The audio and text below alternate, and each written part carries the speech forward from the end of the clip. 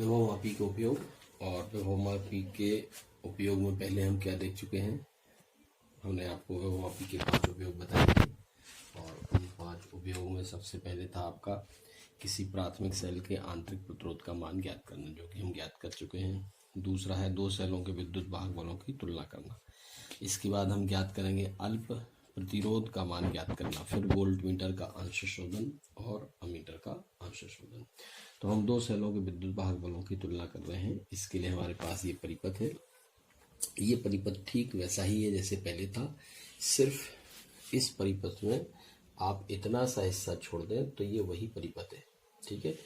अब इसमें परिपथ में हम क्या करते हैं, हमारे पास एक मानक सेल होता है E0 जिसका कि विद्युत वाहक बल हमें पहले से ज्ञात होता है। एक कुंजी K1 है इस परिपथ में और एक RH1 की जरूरत नहीं है, RH है जिसे हम धारा नियंत्रक कहते हैं। ये कुंजी है, ये विद्युत वाहक बल है जिसे हम स्टैंडर्ड सेल या मानक विद्युत वाहक बल वाला सेल कहते हैं।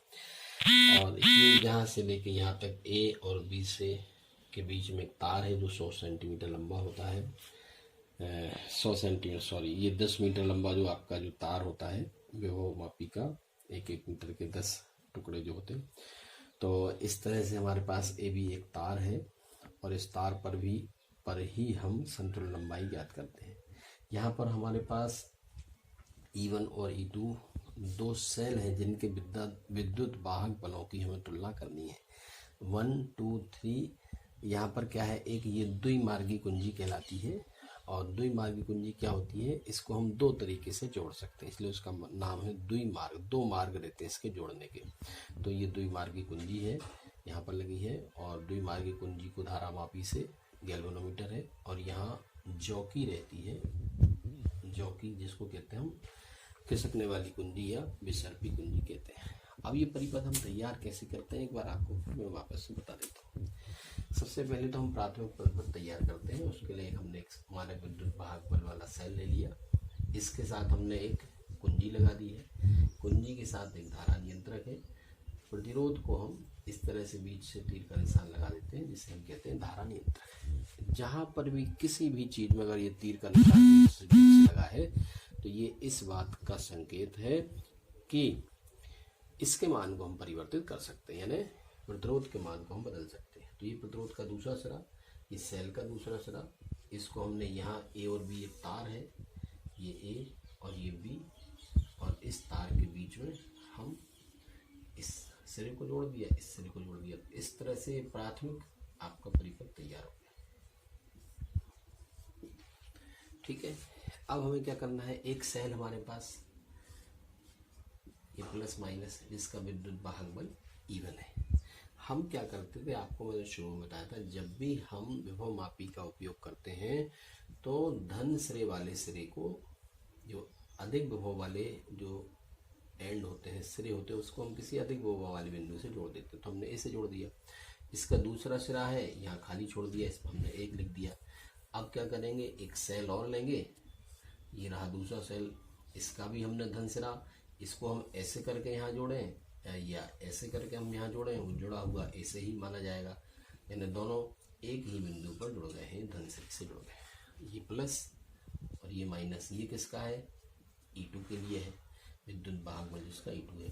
यहाँ पे हमने इस तरह से, और ये बीच में आ गया 2 और यहाँ आ गया 3, ये द्विमार्गी कुंजी है इन दोनों के बीच में। यहाँ पे धारामापी जोड़ दिया, धारामापी का एक सिरा हमने जौकी से जोड़ दिया, इस तरह से परिपथ, इसी तरह से परिपथ तैयार हो गया आपका। तो अब आप परिपथ तैयार करना समझ गए। और इसके बाद हम क्या करेंगे, सूत्र की स्थापना के 2 विद्युत वाहक बलों की तुलना हम किस प्रकार से करेंगे। तो इसको मैं वापस से अब मिटा देता हूँ। ये प्राथमिक परिपथ है, ये द्वितीयक परिपथ कहलाते हैं दोनों। ठीक है। तो अब हम समझ चुके हैं जहाँ तक। तो ये परिपथ तैयार हो गया है। द्विमार्गी कुंजी के बारे में मैं आपको ये बता दूं, इसका मतलब ये होता है कि जैसे मान लो सबसे पहले हमें 1 और 2 को जोड़ना है, तो ये 3 इससे नहीं जुड़ेगा, 1 और 2 को जुड़ जाएगा, तो बस ये परिपथ आपका इतना हो गया। ये रहा परिपथ सेकेंडरी वाला या द्वितीयक परिपथ। जब आप 1 और 2 के बीच में नहीं जोड़ना चाहते हो, यानी E1 को अगर हमें जोड़ना है तो 1 और 2 के बीच में जो डॉट लगे होते हैं उनको लगा देते हैं इसमें से। ठीक है, या E2 को अगर करना है तो 2 और 3 के बीच के जो डॉट है वो हम इसमें लगा देते हैं। इस तरह से E2 जुड़ जाएगा। तो हमें E1 को जोड़ना है तो 1 और 2 के बीच में हम रखेंगे इसमें डॉट, ये हटाएंगे और मतलब लगाएंगे और 2 और 3 के बीच के डॉट लगाएंगे तो E2 परिपथ में आ जाएगा। अब सबसे पहले हम कभी भी विभवमापी का जब हम उपयोग करते हैं तो हम सबसे पहले करते हैं उसका मानकीकरण। मानकीकरण किसको कहते हैं? मानकीकरण कहते हैं विभव प्रवणता के मान को ज्ञात करना। और विभव प्रवणता कैसे ज्ञात करते हैं? सबसे पहले हम इस धारा नियंत्रक की सहायता से कोई मान की धारा से प्रवाहित करते हैं। इस प्राथमिक परिपथ में धारा प्रवाहित होती है और धारा प्रवाह के कारण यहाँ से यहाँ तक इसका क्या होता है? विभव पतन होता है। विभव पतन होता है तो यहाँ से यहाँ तक की पूरी लंबाई को हमने कह दिया मान लो L। पूरी लंबाई को क्या कहा हमने?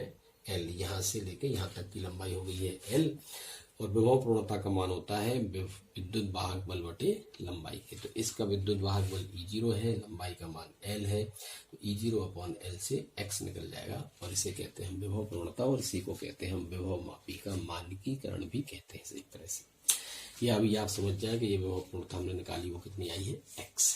अब हम देखते हैं विद्युत वाहक बल E1 के लिए संतुलन लंबाई L1 है। देखो विद्युत वाहक बल E1 के लिए क्या करेंगे? 1 और 2 के जो है इनके बीच के जो डॉट है, किसके बीच के डॉट? 1 और 2। तो 1 और 2 के बीच के जो डॉट है उनको लगा के हम इसको परिपथ में ले आते हैं। अब ये परिपथ में जुड़ गए। अब हम क्या करेंगे? हमें क्या करना है? इस जॉकी को आगे पीछे खिसकाना है और खिसका के इस तार पर हमें बीच में इसको जॉकी को दबा देना है। जब हम जैसे दबाएंगे जहां पर भी इस धारा मापी का विक्षेप शून्य आ जाए बस वो A से B की तरफ उस लंबाई को हमें नोट करना है। हमने माना कि ये L1 लंबाई पर संतुलन हमें प्राप्त हो रहा है। संतुलन प्राप्त हो रहा है इसका मतलब क्या है कि इस धारा मापी में विक्षेप शून्य प्राप्त हो रहा है सेल E1 के लिए। तो विद्युत वाहक बल E1 के लिए संतुलन लंबाई कितनी है? L1 है। तो विभव मापी का सिद्धांत क्या कहता है? E बराबर x इंटू L1। तो ये E1 बराबर x L1। x की जगह हम ये मान रख देंगे, L1 जरूरत पड़ेगी तो रखेंगे, नहीं तो इसी से काम चल जाएगा। x L1। तो हमें इससे क्या प्राप्त हुआ कि पहले विद्युत वाहक बल के लिए संतुलन लंबाई L1 है, इसमें हमने गुणा कर दिया x का, तो हमें निकल के विभव मापी के सिद्धांत से पहले विद्युत वाहक बल का मान E1। ठीक इसी प्रकार अब हम 1 और 2 के बीच का डॉट हटा देंगे। हम क्या करेंगे? 2 और 3 के बीच का डॉट लगा देंगे। ठीक है। और जब हम 2 और 3 के बीच जब हम लगाएंगे तो हमारे पास परिपथ में क्या आ जाएगा? E2 आ जाएगा। तो E2 के लिए हम फिर से वही काम करेंगे, जॉकी को इस जॉकी को हम आगे पीछे खिसकाएंगे और संतुलन बिंदु हम प्राप्त करेंगे जहां आपके धारा मापी विक्षेप शून्य है। हमने मान लिया कि E2 के लिए संतुलन लंबाई क्या है? L2, यानी L2 पर हमें संतुलन प्राप्त हो रहा है। तो E2 बराबर XL2, जैसा E1 बराबर XL1 था ऐसे E2 बराबर XL2। ये समीकरण नंबर 3। एक समीकरण में हम दूसरे का भाग दे देंगे। समीकरण 2 और 3 से क्या करेंगे? E1 upon E2 XL1 upon XL2, x से x कट जाएगा। E1 अपॉन E2 बराबर L1 अपॉन L2। तो हम इससे ये ध्यान रखना है, हम इस प्रयोग से किसी सेल का विद्युत वाहक बल नहीं निकाल रहे हैं, हम दो सेलों के विद्युत वाहक बलों की सिर्फ तुलना कर रहे हैं कि E1 अपॉन E2 का मान क्या आएगा? L1 upon L2। मान लो इसका मान ज़्यादा हुआ, इसका मान कम हुआ, यहाँ से यहाँ तक लंबाई 2 आई है, दूसरे के लिए लंबाई 1.5 आई है, तो ये मान आ जाएगा 2/1.5, 20/15। तो 5 चौक 20, 5 × 15, 4:3। इस तरह से इनका क्या आ जाएगा? दोनों की तुलना हो जाएगी। अब तीसरा उपयोग है इसका अल्प प्रतिरोध का मान ज्ञात करना। कहीं पे परिपथ में कुछ छोटे मान का प्रतिरोध लगा है जिसे हम कह रहे हैं अल्प प्रतिरोध। अगर हमें उसका मान ज्ञात करना है तो हम परिपथ को कुछ इस तरह से तैयार करते हैं। ये परिपथ कैसे तैयार होता है ये बहुत आसान है और एक बार मैं इसी परिपथ में आपको बता देता हूँ कि आपको ये परिपथ आया कैसे है। तो इसमें आपको ये करना है, प्राथमिक परिपथ तो आपका बिल्कुल वैसा ही है, ए से लेके बी और इसके ऊपर वाला। द्वितीयक परिपथ में आपको क्या करना है? द्वितीयक परिपथ में ये करना है कि जैसा कि इसमें दर्शाया गया है, एक प्रतिरोध आपको एक सेल लेना है, सेल के धन ध्रुव को एक प्रतिरोध से जोड़ देना है। दूसरा इसके साथ एक श्रेणी क्रम में और स्मॉल r का प्रतिरोध है। इसके साथ एक धारा नियंत्रक है, यहाँ धारा नियंत्रक RH1 है, धारा नियंत्रक RH2 है। अब यहाँ R के बाद, R का जो लास्ट वाला किनारा है, यहाँ से हमने एक लीड ली है और एक नंबर पे लगा दी द्विमार्गी कुंजी के। दूसरा स्मॉल r का जो दूसरा किनारा है उस पर हमने 3 नंबर की लीड लगा दी है, यानी द्विमार्गी कुंजी की। और 2 नंबर जो द्विमार्गी कुंजी का ये टर्मिनल 2 है, इसके साथ धारामापी को और जॉकी जे को जोड़ दिया गया है। बाकी परिपथ आपका ये है। तो ये द्वितीयक परिपथ है आपका और ये प्राथमिक परिपथ है। आपको हम एक चीज बार बार बताते हैं, हमेशा सेल के धन सिरे, जैसे ये पॉजिटिव है, ये जिससे जुड़ा होगा वो उच्च विभव वाला बिंदु होगा और ये निम्न विभव वाला। तो ये सेल का ये धन सिरा है, ये और ये एक तार से जुड़े, इसका मतलब एक ही बिंदु से जुड़े गए। ठीक है, इसको आप ऐसे समझ सकते हैं जैसे हमारे घर के बाहर कोई बिजली का तार निकल रहा है, कोई बिजली का खंभा है, 2 खंभों के बीच में तार निकल रहे हैं। अगर आपने यहाँ से बिजली ली है, 2 तार, एक फेज का और एक न्यूट्रल का आपके घर में आ गया है। ठीक है, और ये 220 वोल्ट की लाइन है। अगर आपके पड़ोस में कोई दूसरा व्यक्ति इसको लेना चाह रहा तो वो भी इसी तार से लेगा। तो आप समझ गए, तार का मतलब है कि वो मान कॉमन आ गया। यदि किसी चालक तार के बीच में कोई आपका विद्युत वाहक बल का स्रोत या प्रतिरोध नहीं आता है तो उसके विभव को हम वही मानते हैं जो उससे दूसरा तार जुड़ा है। जैसे बिंदु ए है, ए और इस बिंदु के बीच में सिर्फ तार है और कुछ भी नहीं है, ना तो विद्युत वाहक बल का स्रोत है, ना कोई कुंजी आई है, ना कोई धारा नियंत्रक आया है। तो यहाँ का जो विभव होगा इस बिंदु का विभव भी वही होगा। तो ये एक तरह से कॉमन हो गया। तो ये प्लस किससे जुड़ गया, ये भी प्लस है तो ये भी प्लस है, तो प्लस से जुड़ गया है। ठीक है, अब हम प्रयोग को स्टार्ट करते हैं। सबसे पहले हमारा जो काम है वो ये है, वो बार बार हम एक ही चीज बताते हैं, विभव प्रवणता का मान हम ज्ञात करते हैं। विभव प्रवणता का मान क्या है, x है। सर्वप्रथम हम K1 का डॉट लगाते हैं, K1 कुंजी को, यानी इसको दबाते हैं या इसका डॉट लगा देते हैं, जिससे ये इसमें धारा प्रवाहित होती है। धारा प्रवाह के कारण यहाँ पे विभव का पतन होगा। तो हम इससे निकाल लेंगे x का मान, जिसे कहा विभव प्रवणता, जो इसमें डायरेक्ट x लिखा हुआ है। अब हम क्या करेंगे, सबसे पहले द्विमार्गी कुंजी जो 1, 2, 3 है, इसके 1 और 2 के बीच में हम डॉट लगा देंगे, इस तरह से जोड़ देंगे। ये डॉट जब हम लगाएंगे उसके साथ साथ इस कुंजी K2 को भी हम दबा देंगे, यानी K2 का डॉट लगा देंगे। जैसे ही हम K2 का डॉट लगाएंगे इस परिपथ में धारा का प्रवाह शुरू हो जाएगा। ठीक है, जब यहाँ से धारा का प्रवाह होगा तो जब धारा यहाँ से जाएगी तो I, जब धारा इसमें से जाएगी तो इसके सिरों पर विभव पतन होगा, जिसे कहेंगे हम I इंटू आर। इसके विभव पर पतन होगा, जिसे कहेंगे I है इंटू स्मॉल r। लेकिन इस बिंदु से इस बिंदु के बीच अगर विभव पतन होगा तो R और R श्रेणी क्रम में है, तो ये विभव पतन होगा I into R plus R। यहाँ से यहाँ तक धारा कितनी है I, प्रतिरोध कितना है यहाँ से यहाँ तक R प्लस R, क्योंकि श्रेणी क्रम में। अगर दोनों आते हैं तो अगर सिर्फ यहाँ से यहाँ तक का आ रहा है तो क्या आएगा I इंटू कैपिटल R। यहाँ से यहाँ तक का विभव पतन आ रहा है तो क्या आएगा I into R plus R। तो अब हम सबसे पहले क्या करते हैं, इस जो कैपिटल R प्रतिरोध है इसके लिए हमने क्या किया है, 1 और 2 के डॉट को लगा दिया, कुंजी K2 को दबा दिया। जब यहाँ से धारा का प्रवाह होगा तो यहाँ विभव पतन होगा। जब यहाँ विभव पतन होगा यानी बिंदु इसके और इसके बीच में क्या आ गया, I इंटू आर, यानी विभवांतर आ गया। अब हम क्या करेंगे, अब जॉकी जे को हम आगे पीछे खिसकाएंगे। जितना मान इस IR का है, IR यानी एक तरह का विभव हो गया, उस विभव के बराबर यहाँ से यहाँ तक जितना विभव इसका होगा तो सिरे A से उस बिंदु तक इसके बराबर विभव के बराबर संतुलन लंबाई पर हमें इसमें विक्षेप क्या प्राप्त होगा, 0। यानी हम कुंजी को आगे पीछे खिसकाएंगे। आगे क्यों, क्योंकि इस K1 को तो हमने दबा के छोड़ दिया है, तो इसमें धारा प्रवाह हो रही है। धारा प्रवाह हो रही तो यहाँ विभव पतन हो रहा है, विभव पतन हो रहा तो इसका मतलब यहाँ पर भी क्या है, एक तरह का I इंटू आर का मान है। अब R कहाँ है, इसका प्रतिरोध दिखाया नहीं गया है, दर्शाया नहीं गया, लेकिन प्रतिरोध तो होगा चालक का कुछ ना कुछ। तो हम क्या करेंगे, 1 और 2 को लगाने के बाद इस धारामापी में विक्षेप देखेंगे और जॉकी जे को आगे पीछे खिसका के किसी बिंदु पर हम लगा के देखेंगे।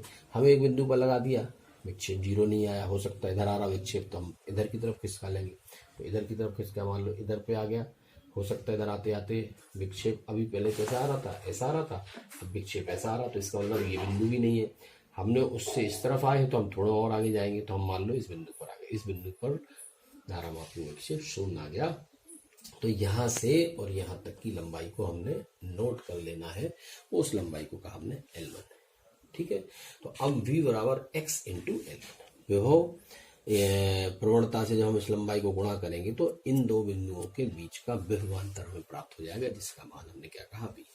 ये तो निकाला हमने किससे विभवांतर, विभवमापी पर संतुलन बिंदु की सहायता से। अब चूंकि V बराबर होता है ओम के नियम से IR, ये ओम के नियम से है और ये विभवमापी के सिद्धांत से है, तो हम ओम के नियम से भी IR रख दें, इन दोनों को बराबर रख दें, क्योंकि लेफ्ट हैंड साइड बराबर तो राइट हैंड साइड बराबर, तो IR बराबर XL1। इसे कहा हमने समीकरण 1 2 3 कह दिया है।